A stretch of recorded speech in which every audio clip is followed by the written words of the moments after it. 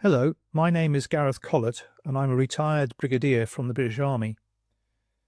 I was the head of the bomb disposal profession, serving my country for just over 33 years before retirement. Why am I speaking to you this month? Well, it's because May is Bladder Cancer Awareness Month, and I want to talk to you about my history with bladder cancer and where I am today with that diagnosis and the treatment that is associated with it. I'm hoping very much that this will be useful to those that listen and will save life or at least raise awareness. So, what about my diagnosis? I was diagnosed at the age of 56 in the November of 2023, where I had a short spell of blood in my urine, not throughout the whole flow, just towards the end, on about 3 occasions. On the first occasion, I thought it was a bladder infection or a kidney infection. The flow was very slight in terms of blood, and I got a dull ache in my kidneys. I got in touch with my GP and explained the symptoms, and I was provided antibiotics to try and clear up whatever the infection might be. Now, what I can say is that the antibiotics seemed to work, because once I started taking them, there wasn't any more blood. Around about a week after finishing the course of the antibiotics, the blood reappeared, and I was given a second bout of antibiotics to try and clear up whatever infection was there. All I could really say is that I had that dull ache appear again when the blood appeared, and there was something unsettling in my mind. I wasn't quite sure what was going on. Now, leading up to that, I'd had a history of frequent urination for around about 10 years. And whilst I was serving, I'd been going to see the regimental medical officer, explaining what my symptoms were, and on numerous occasions they were put down to prostatitis or just an overactive bladder. On one occasion, a comment was made that it might be due to the nerves that people face when they go into combat. So a lot of these were very strange comments that I was receiving. On the third occasion, I went for a wee and the whole flow was blood. It was dark red in colour, and I thought, this really isn't right. I don't feel particularly well. Some people had said to me over the space of around about a month that I looked quite pale and out of colour. So I took myself to A&E, and thankfully there was a young doctor on duty that evening when I went, who knew something about bladder cancer. She checked my urine. There was no infection. She did a CT scan of my kidneys to discount the dislodgement of kidney stones, other things along those lines, and she took blood tests, and all of those came back absolutely normal. At that point, she said to me, I think what I'm going to do is refer you for a cystoscopy so that somebody can have a look inside just to make sure that everything is correct. There was something concerning her as well, but at no stage at this point in time had anything been made to discuss occupation. So I went for my cystoscopy.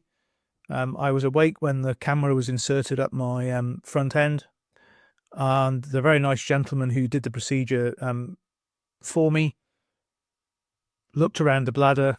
I saw something that looked like cauliflowers. He saw something that looked like cauliflowers. And when I asked him, he said, there's no easy way of saying it, you've got bladder cancer. I'd never even heard of bladder cancer. I didn't even know it was a type of cancer that you could get or what the associated risk factors were. Now, for causality, bladder cancer can be put down as heavy smoking, occupational exposure, a predisposition genetically, contracting bilharzia if you're in countries where you can get that sort of infection in your bladder, the microbes, etc. Also things like exposure to fumes. Certain professions were already within the earmark of potential risk to bladder cancer, such as hairdressing and tyre manufacture. But there wasn't really much down to do with explosives. In fact, there was very little epidemiological evidence to suggest that explosives could be a cause, because most activities involving explosives are high risk. exposure is kept to a minimum to save life. And people like me who are very well trained in bomb disposal don't particularly want to take unnecessary risk if it's not relevant. So we think about preservation of life, self and then others, preservation of property, and returning a situation to normality as quickly as possible. So we fully understood the risks about occupational exposure to explosives detonating, but not occupational exposure to the latent effects of explosive compositions over a number of years. In fact, for bladder cancer diagnosis for exposure, it can be anything between 10, 15, 20, 25 years before symptoms start to appear. So as you can imagine, for me, the diagnosis was a huge impact. It also got me quite annoyed because in reality, there had been anecdotal evidence of explosive exposure and urological cancers in my profession for quite a few years. I remember going back as early as about 2015 when the first cases started to be reported to me as the head of the profession. And we did take those to the MOD, and that is where we were told that there was no epidemiological evidence to suggest a link and that the PPE was appropriate. What the PPE and those queries didn't really think about was the exposure of people from the 1970s, the latent causality in terms of occupational exposure, and what activities individuals may have been doing. So between the 1970s and the early noughties, there is a suggestion that regimes were probably not as coherent as they could have been, and that regular monitoring should have been taken for people exposed to certain kinds of explosives, which I'll come on to in a moment. So the impact on me was psychological and physical. I had to start undergoing transurethral resections of bladder tumours. I was then given BCG. If you remember the injection that you have in your arm at school, you have an injection like that, but it's the liquid that goes into your bladder, and it's called immunotherapy. And what that does is it starts to strip the insides of your bladder out, and your immune system attacks wherever the BCG has been. And if the cancer cells have absorbed the BCG, the immune system will attack those and kill the cancer at the same time. So it's very, very clever, but it is very, very debilitating with the number of treatments that you have to have. And my bladder could only tolerate 15 treatments. That's when my bladder started to have real difficulty being able to cope with the effects of the BCG, which were almost immediate urination, frequent urination, minutes between each one, lack of sleep, bladder reducing in size, internal parts of your bladder coming away. It was very, very invasive and unpleasant because each of those treatments, as you can imagine, is up through the front end, and then they have to be followed after so many weeks with a camera check again to see if the cancer has come back. Now, in my case, I'm currently in remission, but I was diagnosed with non-muscle invasive bladder cancer high grade, which means, according to the research, there's a high chance this cancer might come back. So I will be checked every 6 months for the first 5 years, and I'll be checked every year from 5 years to 10 years, and then I'll be declared cancer-free. So it's a long old haul, and you can imagine the impact on your family. The BCG, for example, and the treatments you have can affect you having intimate relations with your partner. Your partner has lived with you, as in my case, married for 33 years, with the thought of you going away on operational tours and perhaps not coming back. So the impact of something that begins with C, the C word, was quite shocking for all of us. And I know for me that the word cancer will probably pop in and out of my mind almost daily. I try not to dwell on it, but I'm waiting for that time when somebody will either say, you're still clear, everything is fantastic, or it's come back and we're going to have to do some more procedures to try and save your life. And the most invasive procedures can actually be removal of your bladder, removal of your prostate, removal of the lymph nodes around that area, potentially the removal of your urethra as well, depending on what the surgeon thinks. And bladder cancer doesn't just affect men, it also affects women, although men allegedly are around 4 times more likely to attract bladder cancer in their lifetime than perhaps ladies are. So there come times in people's lives where they either do something or they do nothing.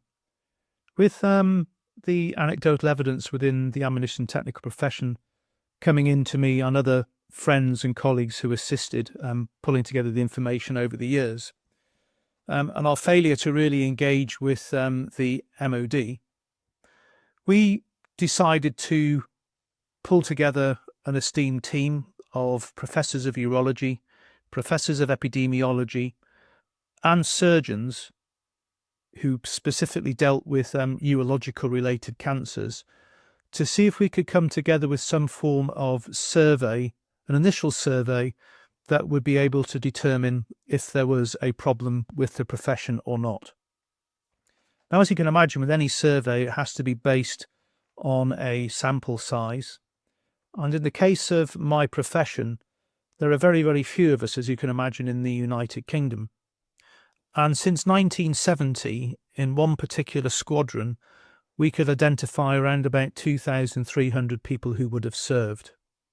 Now, that sounds quite a large sample size, but you've got to remember that some of those are still serving. Difficult to get their data for obvious reasons. Some are veterans. Some have died in operational service, and some have died from just the way life is in terms of accidents or other diagnoses of certain types of disease. So of that 2,300, it's difficult to get a figure. Now, the particular squadron, which I can't mention, is really useful as a sample size, because to qualify to work in that squadron, you would have to have worked through all of the ammunition disciplines that I mentioned earlier. That's the breakdown and disposal, it's the research and development, the test and evaluation, the manufacture, and the safety aspects of working with explosives in the military profession. But what we were able to do with the Felix Fund Bomb Disposal Charity was put out an initial survey which was informed by our esteemed colleagues who came in to assist us from the urology and the epidemiology world, just to have a look to see what the anecdotal evidence could materialise in terms of statistical fact. Now, we got 688 returns, which isn't bad, but they were the only people that we had the contact details for. And of those 688 individuals, 12 came back with a diagnosis of bladder cancer, and some people were a similar age to me, if not younger, and some were slightly older. So that was quite a surprise. That sort of turned anecdotal evidence into a situation of, well, although we still have a relatively small sample size, there seems to be something going on. So what we did with that information was approach our community, to ask our community for permission to pursue this, and the answer unanimously from our cohort was yes, please. We are a very, very sensible professional bunch. We don't tend to dwell on things particularly too much, but we would quite like to know informed answers. And the good thing about a research letter is it's peer-reviewed. Other experts look at the way which we've conducted the research and decide if it's worth publishing or not. And in this case, the evidence suggested that it should be published because there was a strong signal to suggest a link between explosive exposure and bladder cancer. Now, again, for a survey like this, we have to be very careful what kind of explosives we look at. So again, we were fair and impartial. We looked at two types of explosives that are common in the UK's ammunition stockpile today and its legacy munitions, in foreign munitions that we can be exposed to, in improvised explosive devices, and in every single environment, whether that's above water or below water. So the two explosives that we decided to choose were the group which we call nitro explosives, nitroaromatics such as TNT, and nitramines such as RDX and HMX, if you've heard of those compositions. So common usage in the global stockpile is the quick summary of all of that. Now, the nitroaromatics are the interesting ones because they have a base which is what we call a benzene ring, an aromatic ring, and benzene is carcinogenic. So the supposition could be that if you're involved in bomb disposal or explosive ordnance disposal duties, and you've had long-term occupational exposure to nitroaromatics, or indeed explosive compositions of the improvised nature like nitrobenzene, then there's potentially a strong signal that this might occur. And again, if you look back over time from 1970 to the early noughties, this is where exposure to quite high degrees could have likely occurred. So the research letter link is shown on that slide here, and you can have a look at that at your own leisure to read the impartial view that has been occurred. So I'm currently happy as a person who's been diagnosed with bladder cancer, and I must stress, diagnosed in 2023, way after we started to do the research. So I'm another statistic that has just been added to the anecdotal turning into factual research letter pile. But there are things that we would like to do, and which is the main purpose of this quick presentation of 4 slides to you during Bladder Cancer Awareness Month.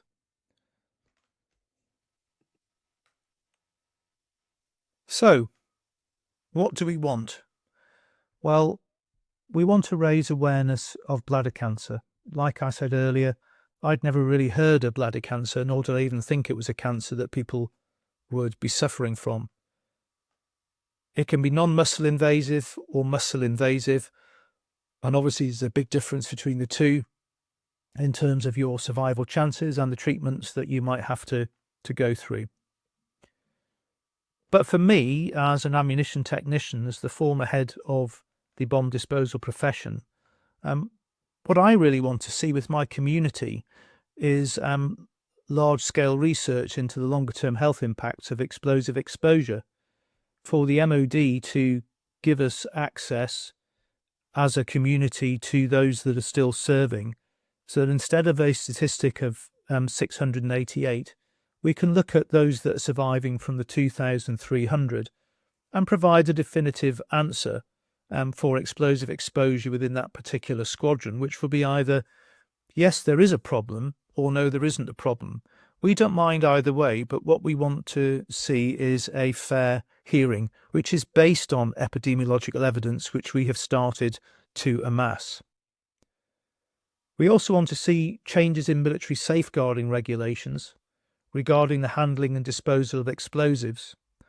Now, I imagine that for bladder cancer, we're going to see in our younger generation that there is much less incidence because PPE procedures, etc., have improved over time. But we have to consider that in this profession, it's not always able for PPE to be worn. There is the risk to yourself and the risk to others by wearing PPE. And there are dispensations these days when that PPE cannot be used. I won't give any examples on this presentation, obviously, but there are catalogued and noted times and activities when you are or are not able to wear PPE. We'd like regular screening programs for at-risk professions. I'm not just talking about my profession as an ammunition technician. I'm talking about other at-risk professions. I've already mentioned hairdressers and the dye industry, but there's also firefighting. There's been anecdotal evidence and perhaps even more stronger evidence to suggest that inhalation of the products of combustion can cause you a problem. And again, if you think back to explosive, it's not just handling the explosives that I'm talking about. It's being exposed to the detonation products from those explosives. It's being exposed to the detritus that is left in demolition grounds over decades, and for munitions that have been taken out of their environmental safe categories, such as the whole of the UK ammunition stockpile being sent to numerous Gulf wars way outside their climatic safe zones. What's happening to the explosive fill as it's being stored in those environments, how it exudes, and again, what exposure, not least to the solid, the liquid, but also the vapor. So lots of things to be considering.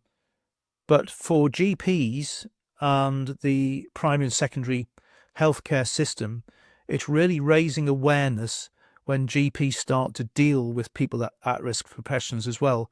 So, for example, for me at the age of 56, which is a lot younger than the average age of diagnosis in the UK for bladder cancer, people being able to make a decision based on what your occupation is. And the good thing about the research letter that we've published is that anybody does experience blood in their urine who's an ammunition technician can now take that research letter with them to their GP and say, I have been involved in the handling of explosives, and please could you do additional checks just instead of giving me antibiotics and other things like that. They are life-saving checks that are easy to do. There's also self-tests that you can do.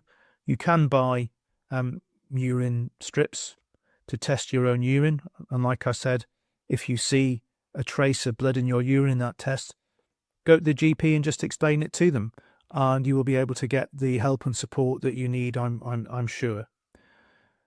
So for Bladder Cancer Awareness Month, that concludes my journey through bladder cancer, my experience as a person who may be affected through occupational exposure, but my experience as a human being who is married with children and the impact that it's had on myself and others. It is treatable. If you catch it early, your chances of survival are significantly higher than if you leave it for a long period of time. For those of you who may think, well, it's only blood in my urine, I'm not too concerned about it, don't be brave about it. Go and get it seen to, because I'm sure not least yourself, but other people in your life would want to make sure that your physical health and your mental health is as good as it possibly can be. Thank you very much for listening across these 4 slides. I hope you find the information useful, and God bless.